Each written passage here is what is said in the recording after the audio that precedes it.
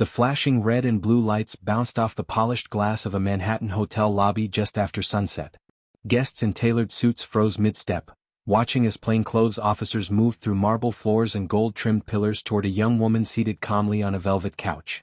She didn't run. She didn't shout. She adjusted her sunglasses. "Anna Sorokin?" one of the detectives asked. She looked up slowly, eyes steady, posture elegant. "It's Anna Delvey," she corrected. Within minutes, the illusion that had dazzled New York's elite began to crack. But to understand how police ended up in one of the city's most exclusive hotels that night, you have to go back to the beginning. Back to when the posts first started appearing online. The photos were flawless. Private jets. Rooftop parties overlooking the Manhattan skyline. Champagne glasses tilted toward the camera. Captions hinting at secret meetings with investors and foundations. Anna Delvey's Instagram feed wasn't just luxury, it was legitimacy. She presented herself as a German heiress with a multimillion-dollar trust fund waiting overseas. She spoke casually about art foundations, European connections, and upcoming investments. Her accent sounded sophisticated, ambiguous enough to avoid scrutiny. In a city obsessed with wealth and status, Anna wasn't questioned. She was welcomed. She drifted through the social circles of Soho and Tribeca like she belonged there. Fashion insiders, startup founders, socialites. Many believed they were witnessing the rise of a new power player. She stayed in five-star hotels, often claiming international wire transfers were delayed. She tipped generously when she had cash and promised reimbursements when she didn't. For a while, no one pushed too hard. Because in New York, money talks, but confidence shouts. And Anna was loud with confidence. Behind closed doors, though, staff at several luxury hotels began noticing a pattern. Credit cards declined. Wire transfers that never arrived. Vague excuses about foreign banking delays. One hotel manager remembered her distinctly, calm, poised, unbothered by financial complications that would send most guests into panic. "She acted like it was our mistake," he later told investigators. At the same time, Anna was pitching something bigger, a private arts foundation in Manhattan. She claimed it would be a members-only cultural space for the elite. She scheduled meetings with financial institutions, presenting forged documents that showed millions in overseas assets. Banks didn't see an influencer. They saw potential capital. But there was a problem. The money didn't exist. As Anna moved between hotels, leaving unpaid bills behind, she leaned more heavily on the illusion. She convinced friends to front her cash, promising immediate repayment. She charged flights and luxury trips to acquaintances, presenting it as temporary assistance before her trust fund cleared. One friend later described feeling both impressed and uneasy. Anna lived extravagantly, yet there was always some technical issue preventing direct payment. Still, doubt rarely survives in the presence of luxury. The turning point began with a trip. A lavish vacation planned in Morocco. A private riad, personal trainers, exclusive excursions. Anna assured her friends that everything was covered. But once overseas, credit cards were declined. Bills piled up quickly. One friend was forced to place thousands of dollars on her own card to avoid being detained at the hotel. When they returned to the United States, the friendship was fractured, and the excuses grew thinner. Back in New York, hotel management started comparing notes. Unpaid balances across multiple properties. False promises of wire confirmations. Increasing pressure from corporate offices to recover losses. One hotel filed a complaint. That complaint landed on a detective's desk. At first glance, it seemed like a minor financial dispute, another wealthy client slow to pay. But as investigators dug deeper, patterns emerged. Similar complaints. Identical tactics. Inflated claims of foreign wealth. Detectives began tracing the financial documents Anna had submitted to banks. The statements looked legitimate, until forensic analysis revealed inconsistencies in formatting and metadata. Logos slightly off-center. Account numbers mismatched. Digital edits that weren't immediately obvious. Someone had gone to great lengths to fabricate an identity. The investigation widened. They interviewed hotel staff, former friends, bank representatives. Each story echoed the same theme: promises of vast wealth tied up overseas, delayed transfers, elite ambitions. And then came the moment that shifted the case from suspicion to certainty. A bank executive provided investigators with a key document, one of the financial statements Anna had used to secure a large loan. Digital forensic specialists examined the file closely. Hidden in the metadata was evidence the document had been altered. Not by a European financial institution, but on a standard editing program. The supposed multimillion-dollar trust account was a fabrication. As detectives prepared to bring her in for questioning, Anna continued posting online, carefully curated images suggesting business as usual. To her followers, nothing seemed wrong. But behind the scenes, the walls were closing in. A warrant was issued. Surveillance teams tracked her movements between hotels. She still carried herself like someone untouchable, moving through lobbies in designer clothing, speaking about upcoming projects. On the day of her arrest, she checked into yet another luxury hotel. She posed for photos hours earlier. The illusion held until it didn't. When officers approached her in the lobby, guests whispered. Phones came out. A socialite being escorted away by police didn't fit the narrative she had built. As they led her toward the exit, one detective asked quietly, "Where is the trust fund, Anna?" She didn't answer. But later, during questioning, confronted with the forged documents, unpaid balances, and witness statements, the story began to shift. She insisted it was all a misunderstanding. Delays. Bureaucratic errors. Miscommunications. Then investigators presented something she hadn't anticipated. A timeline. Every hotel stay. Every declined card. Every friend's wire transfer. Every falsified document. Laid out chronologically, the illusion collapsed into a pattern of calculated deception. But just when detectives believed they understood the scope of the fraud, another discovery surfaced. A pending loan application, worth millions, nearly approved before the inconsistencies were caught. If it had gone through, the losses wouldn't have been in the thousands. They would have been catastrophic. And as investigators reviewed her communications, they realized something even more chilling. Anna wasn't just faking wealth. She was preparing to build an empire on money that never existed. And the deeper they looked into her digital trail, the more they began to suspect that this wasn't just about unpaid hotel bills. It was about something far bigger. Because hidden inside one of her email accounts was a draft proposal outlining expansion plans.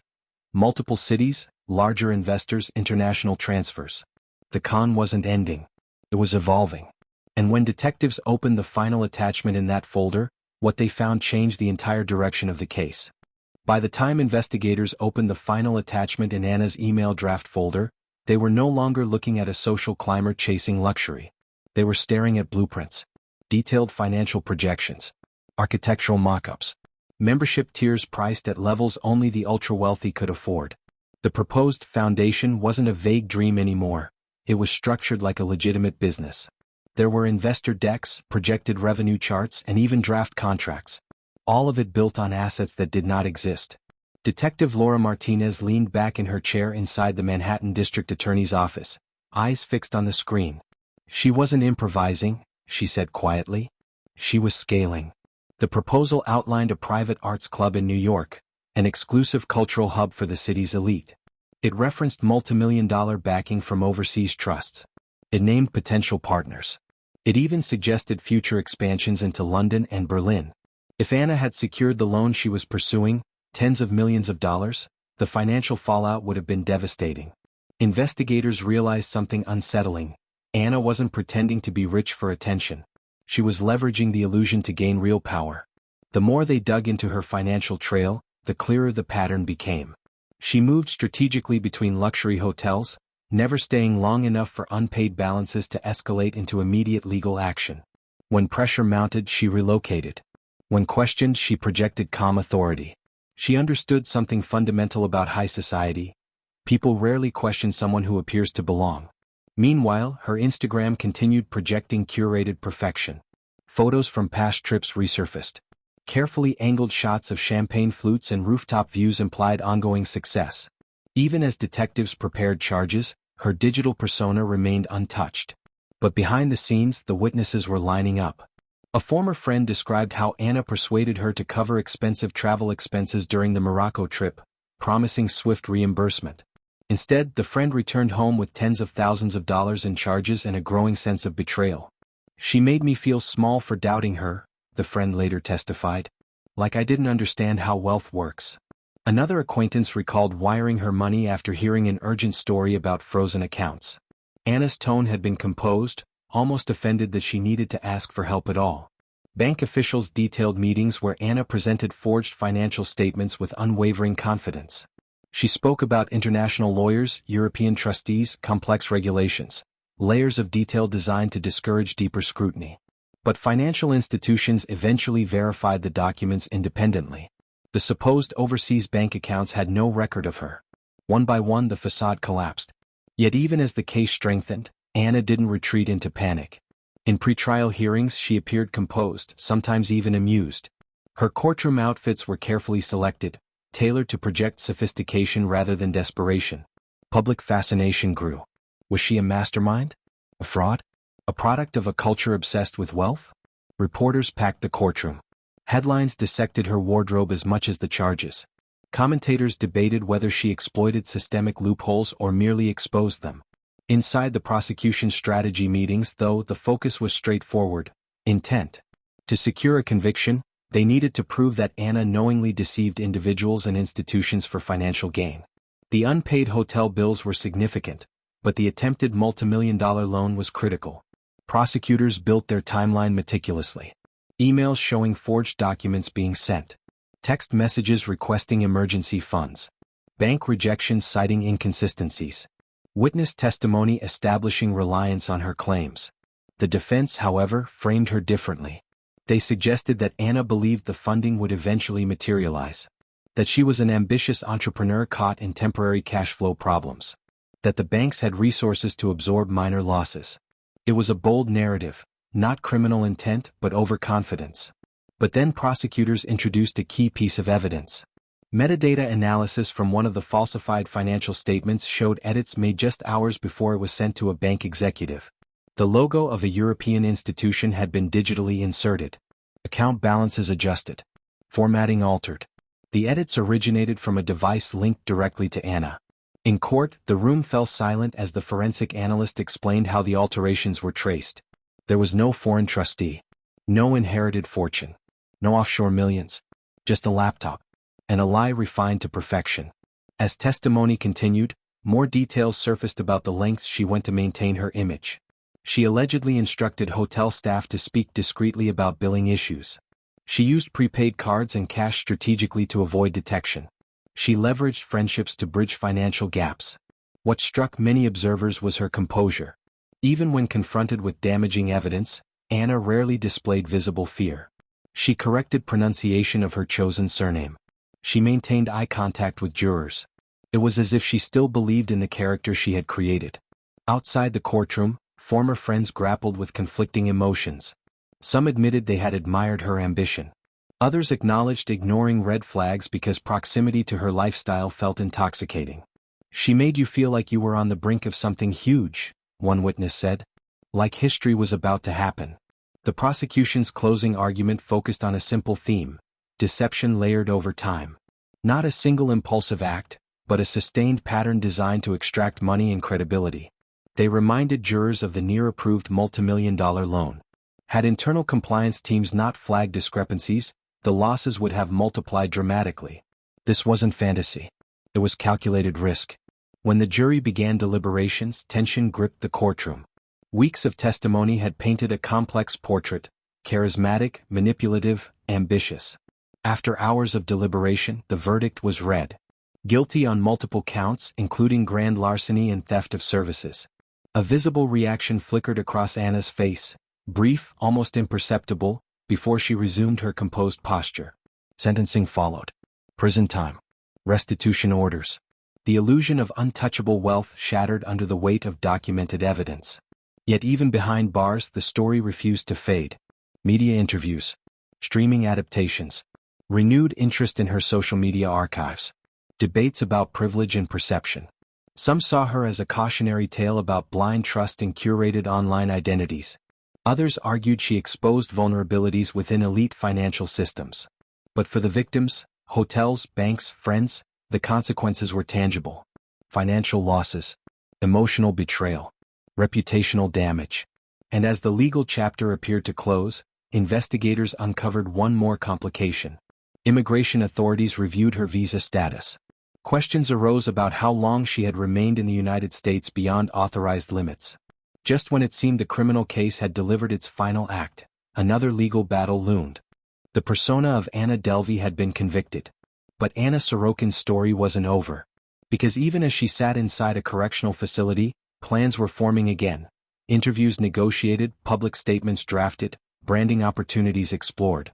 The woman who built an empire out of illusion was already preparing her next move. And the question lingered in the minds of those who had chased her digital footprints from hotel lobbies to courtrooms. Was prison the end of the deception? Or just another chapter in a story she still believed she controlled? Prison was supposed to be the final line in the story. Steel doors. Concrete walls. Silence where champagne glasses once clinked against skyline views. But even inside a correctional facility in New York, Anna Sorokin, who had spent years insisting she was Anna Delvey, did not disappear quietly. Letters began circulating. Media inquiries followed. Producers requested interviews. Journalists lined up for access. The same magnetism that once opened the doors of Manhattan's most exclusive hotels now attracted a different kind of audience. One fascinated by the psychology of deception. For the victims it felt surreal. They had sat in courtrooms listening to forensic analysts dissect fake bank statements and unpaid bills. They had watched prosecutors map out a timeline of calculated lies. To them this wasn't a character study. It was fraud. But public fascination told a different story. Some saw her as a symbol of ambition in a city that worships wealth. Others saw her as a warning about the power of perception in the age of Instagram. Behind the scenes, another legal complication unfolded. Immigration authorities determined that she had overstayed her visa. After completing her state sentence, she was transferred into federal custody for immigration proceedings. The legal system had dismantled the financial illusion, but her name still carried weight. Interviews were negotiated. Streaming platforms explored dramatizations. Headlines framed her as the fake heiress who fooled New York. The very persona that prosecutors had worked to deconstruct was being repackaged for entertainment. It raised uncomfortable questions. Had the illusion truly collapsed? Or had it simply evolved? Detectives who worked the original case later reflected on the turning point, the moment metadata exposed the forged documents. For them it wasn't glamorous. It was methodical. Digital timestamps. Formatting inconsistencies. Email headers. The truth hadn't exploded into view. It had been uncovered line by line. That's what ultimately brought her down, not outrage, not gossip, not even suspicion. Paper trails. Anna's social media presence, once a highlight reel of curated luxury, became evidence in public discourse. Viewers scrolled backward through old photos with new understanding. The private jets. The rooftop dinners. The designer outfits. Each image now carried a different caption in the minds of observers. Unpaid. Borrowed. Fabricated. In 2019 she was convicted on multiple counts, including grand larceny and theft of services. The court ordered restitution to several victims. The sentence sent a message: confidence cannot replace currency. Yet the story lingered because it touched something deeper than financial crime. It exposed how easily perception can override verification. Banks had compliance departments. Hotels had billing systems. Friends had instincts. But the persona she constructed moved faster than skepticism. She understood branding. She understood exclusivity. And she understood that in elite circles, access often substitutes for proof. When her attempted multimillion-dollar loan was denied due to inconsistencies, investigators later admitted how close the approval had been. Had internal reviews not flagged discrepancies, the damage could have been far greater. That revelation shifted the case from embarrassing social scam to near-catastrophic financial fraud. Years after her conviction, debates continued. Was she a con artist exploiting systemic blind spots? Or a product of a culture obsessed with wealth signals, designer labels, curated feeds, exclusive invites? Perhaps she was both. What remains undeniable is this: the money never existed. The trust fund was fiction. The empire was drafted in documents altered on a laptop. And yet, for a period of time, it was real enough to secure hotel suites, investor meetings, and unwavering belief from people who should have known better. In the final stage of her legal battles, immigration proceedings complicated her future in the United States. Custody transfers, appeals, and negotiations kept her name in headlines. But no courtroom ruling could undo the central lesson of the case. Digital personas can be engineered. Luxury can be staged. Confidence can silence doubt. Until evidence speaks. In the end, there was no hidden basement filled with stolen millions. No offshore vault waiting to be discovered. There was only a meticulously crafted illusion, powered by social media, sustained by charisma, and dismantled by documentation. And perhaps that is what makes this story unsettling. Because it didn't rely on violence or physical force. It relied on belief. Belief that wealth equals credibility. Belief that aesthetics equal legitimacy. Belief that if something looks expensive enough, it must be real. When the police walked through that Manhattan hotel lobby and placed her under arrest, guests whispered in disbelief. The woman who seemed born into privilege was being escorted out in handcuffs. But the real arrest had happened earlier, quietly, when a forensic analyst noticed a flaw in a digital document. That was the moment the illusion lost control. They thought they were chasing unpaid bills. They were actually dismantling a brand. And long after the verdict was read, the story continues to echo as a warning. In a world where identities are curated and success is filtered, the line between reality and performance can blur dangerously fast. If you think this story was intense, remember, it didn't begin with a crime scene. It began with a photo. And somewhere right now, another feed is being built. Another persona is gaining followers. Another illusion is collecting belief. The difference between admiration and investigation is often just one verified document. And once the truth catches up, no filter in the world can hide it.